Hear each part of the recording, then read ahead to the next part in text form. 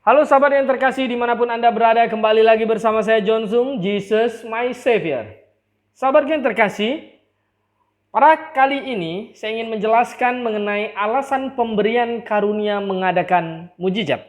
Perlu kita ketahui bahwa di dalam perjanjian lama dan perjanjian baru Alkitab kita bahwa tidak semua orang mendapatkan karunia untuk memiliki kuasa mengadakan mujizat. Hanya orang-orang spesial, nabi, rasul, ya, yang dipakai Tuhan secara khusus yang bisa melakukan mujizat. Oleh sebab itu kalau ada orang yang berkata bahwa setiap orang percaya memiliki karunia tanda-tanda melakukan mujizat, itu adalah sebuah penafsiran pernyataan yang salah total. Ya. Tidak semua orang memiliki karunia melakukan mujizat. Oke, itu pertama harus dipahami dulu. Nah, kemudian karunia mengadakan mujizat ini memiliki tujuan. Mengapa itu diberikan kepada orang-orang nabi, rasul-rasul pada waktu itu? Pada waktu itu belum ada Alkitab yang tertulis. Oleh sebab itu ketika firman Tuhan disampaikan kepada banyak orang, dibutuhkan peneguhan, dibutuhkan kuasa untuk menyertai, meneguhkan firman itu. Supaya firman itu bisa dipercaya. Kemudian nabi dan rasul menulis firman itu, akhirnya jadilah firman yang tertulis. Nah, mari kita melihatnya pertama bahwa di dalam Alkitab tercatat dalam Yesaya pasal 35 ayat 56, Mesias melakukan mujizat. Mengapa Mesias harus melakukan mujizat? Nah, Mesias melakukan mujizat, dia menggenapi nubuat yang dikatakan di dalam Yesaya pasal 35 ayat 5 dan 6. Dikatakan bahwa pada waktu itu mata orang-orang buta akan dicelikkan dan telinga orang-orang tuli akan dibuka. Pada waktu itu orang lumpuh akan melompat seperti rusa dan mulut orang bisu akan bersorak-sorai sebab mata air memancar di padang gurun dan sungai di padang belantara. Maksudnya bahwa ya, pada masa nanti ketika Mesias datang, dia akan menggenapi nubuat Yesaya yang mengatakan bahwa dia melakukan mujizat-mujizat. Sehingga orang baru bisa percaya dia adalah Mesias, anak Allah yang hidup. Kalau tidak ada sebuah tanda pun yang dilakukannya, mereka hanya akan mengenal dia sebagai anaknya Yusuf tukang kayu, anaknya Maria. Karena tidak ada sesuatu yang spesial. Maka itulah Mesias diberikan, memiliki tanda-tanda seperti itu karena dia sendiri adalah Allah, Tuhan, pencipta langit dan bumi. Nah, kalau kita melihat di dalam Lukas juga, pasal yang ke-7 ayat 18 sampai 19 itu ada katakan begini, ketika Yohanes mendapat kabar tentang segala peristiwa itu dari murid-muridnya, ia memanggil 2 orang dari antaranya dan menyuruh mereka bertanya kepada Tuhan, engkaukah yang akan datang itu atau haruskah kami menantikan seorang yang lain? Ketika kedua orang itu sampai kepada Yesus, mereka berkata, Yohanes Pembaptis menyuruh kami bertanya kepadamu, engkaukah yang akan datang itu atau haruskah kami menantikan yang lain?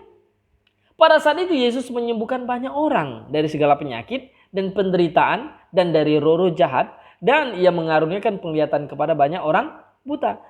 Dan Yesus menjawab mereka, pergilah, katakanlah kepada Yohanes apa yang kamu lihat dan kamu dengar. Orang buta melihat, orang lumpuh berjalan, orang kusta menjadi tahir, orang tuli mendengar, orang mati dibangkitkan, dan kepada orang miskin diberitakan kabar baik. Nah, itu adalah tandanya.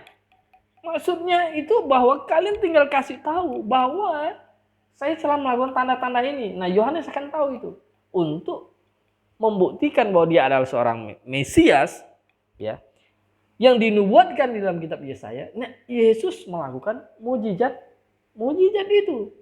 Oke. Nah, kemudian penerima karunia mujizat ketika Yesus mengutus muridnya, dia memberikan tanda-tanda dan kuasa kepada mereka.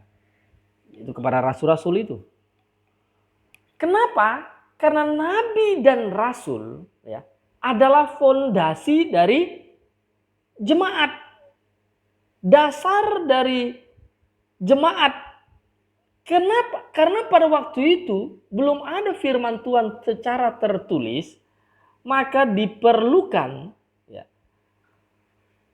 para rasul dan para nabi yang menulis firman Tuhan. Tuhan berbicara kepada nabi, dia berbicara kepada rasul untuk menjadikannya lah dasar fondasi jemaat gereja, supaya gereja memiliki nanti pengajaran yang didirikan di atas firman para nabi dan rasul. Maka di dalam Efesus pasal yang kedua 19-20 dikatakan, demikianlah kamu bukan lagi orang asing dan pendatang, melainkan kawan sewarga dari orang-orang kudus dan anggota-anggota keluarga Allah, yang dibangun di atas dasar para rasul dan para nabi dengan Kristus Yesus sebagai batu penjuru. Jadi jemaat, orang-orang yang percaya di gereja mula-mula ya, dibangun di atas dasar pengajaran para nabi dan para rasul, dan batu penjurunya adalah Yesus Kristus. Karena pada waktu itu jemaat mula-mula belum ada Alkitab yang tertulis sempurna semuanya.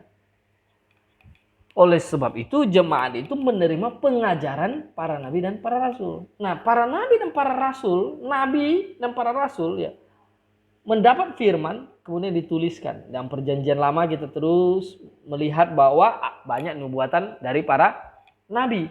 Kemudian dalam perjanjian baru dari para rasul. Nah, itulah fondasi dari jemaat, dari gereja. Maka di dalam Kisah Rasul pasal 2 ayat 43 itu dengan jelas mengatakan bagaimana ya para rasul melakukan mujizat yang dilakukan para rasul itu akhirnya membuat banyak orang menjadi percaya. Maka ketakutanlah mereka semua, sedang rasul itu mengadakan banyak mujizat dan tanda. Kenapa? Mereka adalah fondasi dari jemaat, dari gereja. Nah, kemudian kita melihat juga dalam Alkitab ada yang melakukan mujizat yang bersifat insidental. Dia tidak mendapatkan karunia mujizat, tapi dia melakukan mujizat secara insidental. Maksudnya seketika itu saja, selanjutnya dia tidak melakukan mujizat lagi. Yaitu Stefanus, Filipus. Nah, hari ini Tuhan bisa memakai orang. Ya. Ketika orang itu berdoa, memohon mujizat dari Tuhan, maka Tuhan bisa langsung menyembuhkannya. Tapi tidak memberikan karunia spesial kepada orang tertentu. Karena tidak ada kepentingan lagi. Karena fondasi jemaat gereja yang didirikan oleh para nabi dan para rasul sudah ada, yaitu Alkitab pengajarannya yang menjadi fondasi bagi pengajaran gereja. Hari ini kalau saya masuk kampung penginjilan, ada yang sakit lalu saya doakan, ya tentu bisa sembuh. Saya percaya mujizat itu nyata dalam kehidupan saya. Tapi saya tidak memiliki karunia melakukan mujizat. Jadi harus dibedakan. Karunia melakukan mujizat adalah milik para rasul. 2 Korintus 12:12. Segala sesuatu yang membuktikan bahwa aku adalah seorang rasul telah dinyatakan dengan segala tanda-tanda kuasa dan mujizat. Nah, itu karunia melakukan mujizat. Sedangkan mujizat itu tetapnya nyata. Tuhan menjawab doa kita. Nah, di dalam Alkitab justru menjelaskan bahwa pada akhir zaman Lucifer akan muncul sebagai Mesias. Dia mengaku dirinya Mesias dan akan memberi karunia melakukan mujizat.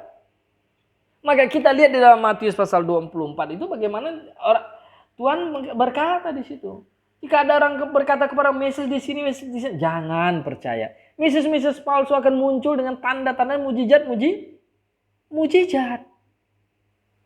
Justru di akhir zaman itulah ya, Lucifer memakai dukun, pendeta untuk melakukan mujizat pakai nama Yesus. Tercatat dalam Matius pasal 7 ayat 21 itu jelas. Tuhan, bukankah kami bernubuat demi namaku, melakukan mujizat demi namamu, mengusir setan demi namamu, dan Tuhan yang berkata, nyala engkau pun buat kejahatan.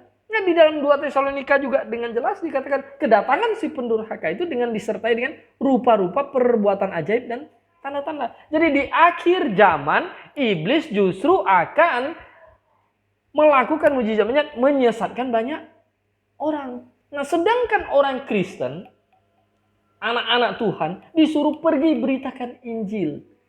Membuat orang ngerti, percaya kepada Alkitab firman yang sudah tertulis, bertobat dan diselamatkan. Bukan mengejar mujizat. Nah, mujizat iblis melakukannya di akhir zaman itu. Nah, kalau kita lihat bagannya itu seperti ini. Peletakan dasar gereja, yaitu adalah dengan kehadiran Yesus, kehadiran para rasul. Ini adalah masa melakukan mujizat yang luar biasa. Karena fondasi dibangun. Waktu penyebaran Injil, gereja, tanpa disertai dengan karunia melakukan mujizat. Gereja disebar ya oleh tokoh-tokoh misalnya kayak Chrysostomus, Augustinus, ya, George Whitefield, John Wesley, John Calvin, Jonathan Edwards, Charles Spurgeon, D.L. Moody. Ini semua penginjil yang tercatat di dalam sejarah tidak melakukan mujizat, tapi menyebarkan Injil, mengkhotbahkan Injil sehingga banyak jiwa bisa diselamatkan. Namun iblis, di akhir masa gereja dia akan datang untuk menyesatkan orang, yaitu Lucifer, memberi karunia mengadakan mujizat dengan nama Yesus. Dan banyak orang hari ini, orang Kristen terkecoh akan hal ini, sehingga mereka datang ke gereja itu mereka mengejar mujizat, mengejar kesehatan jasmani, mengejar materi duniawi, uang, duit. Yang gue bukan kejar, bukan keselamatan rohani. Nah, sahabatku dimanapun Anda berada, mujizat tidak bisa menyelamatkan orang. Dia bisa hanya menyelamatkan jasmanimu sementara. Pergi ke dukun bisa sembuh ya. Tapi bagaimana dengan rohanimu? Apakah engkau sudah bertobat? Sudah sungguh-sungguh percaya kepada Yesus Kristus bahwa dirimu orang berdosa? Yesus Kristus telah mati di kayu salib, dihukumkan menggantikan dosa-dosamu. Engkau bertobat, berubah dari hidupmu yang berdosa menjadi pengikut Yesus. Sahabatku yang terkasih dimanapun Anda berada, bersama saya John Sung, Maranatha.